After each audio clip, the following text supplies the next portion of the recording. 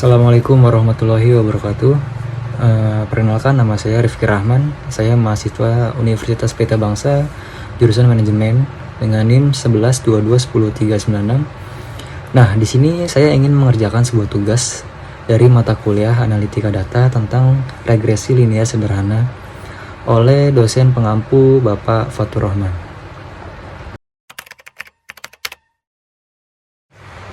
Nah, oke, teman-teman, langsung saja kita praktek nih. Di sini kita akan mempraktekkan bagaimana cara membuat atau menginsert dari diagram scatter, lalu menampilkan bagaimana cara menampilkan dari garis regresi dan persamaan regresi dan nilai R square-nya.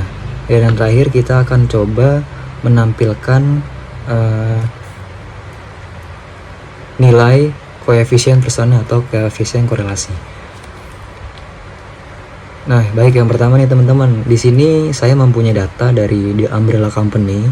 Di sini ada 3 tabel, yaitu ada tabel bulan, ada tabel rainfall atau curah hujan yang kita pakai sebagai variabel X-nya, dan tabel quantity sold atau jumlah terjual kita pakai sebagai variabel Y-nya ya teman-teman. Nah, untuk step selanjutnya yaitu kita akan menginsert diagram scatter ya. Caranya adalah dengan memblok tabelnya, lalu kita ke insert, lalu kita ke recommend chart, dan kita ke regresi nih teman-teman. Lalu kita klik OK. Nah, nanti akan muncul chart seperti ini. Nah, habis itu selanjutnya kita akan menampilkan garis regresinya yang seperti ini. Kita stepnya yaitu kita klik dulu chartnya, lalu kita pilih tombol plus chart element, lalu kita pilih trend line itu kita checklist ya teman-teman. Nah, habis itu selanjutnya kita akan menampilkan nilai dari persamaan regresinya dengan dan persamaan R square. Nah, di tabel box ini kita centang yang display equation on chartnya, dan kita centang yang tabel display R square ya teman-teman. Nah, nanti dia akan muncul nih teman-teman, nih sini. Nah, ini seperti ini ya teman-teman. Nah, oke teman-teman, setelah semuanya kita tampilkan nih, nah kita dapat menjelaskannya nih. Nah, di sini bisa kita lihat nih titik-titik ini. Titik-titik ini membentuk data sebuah pola yang mengarah naik dari kiri ke kanan, yang artinya positif. Artinya titik-titik data ini membentuk pola naik seiring meningkatnya curah hujan variabel X yang menunjukkan korelasi yang positif. Lalu untuk kekuatannya, titik-titik ini scatter ini cukup dekat dengan garis regresi. Artinya korelasi yang ditampilkan di grafik chart ini bisa dibilang kuat. Selanjutnya kita akan menginterpretasikan persamaan regresinya nih. Nah, persamaan regresinya itu kita dapat Y sama dengan 47,433X min 62,8,18. Nah, berdasarkan persamaan regresi tersebut dapat diinterpretasikan bahwa setiap peningkatan curah hujan sebesar 1 mm akan meningkatkan penjualan payung sebesar 47,433 unit. Artinya hubungan positif hujan lebih banyak dapat memprediksi penjualan payung meningkat. Nah, tapi nilai intercept sebesar min 628,18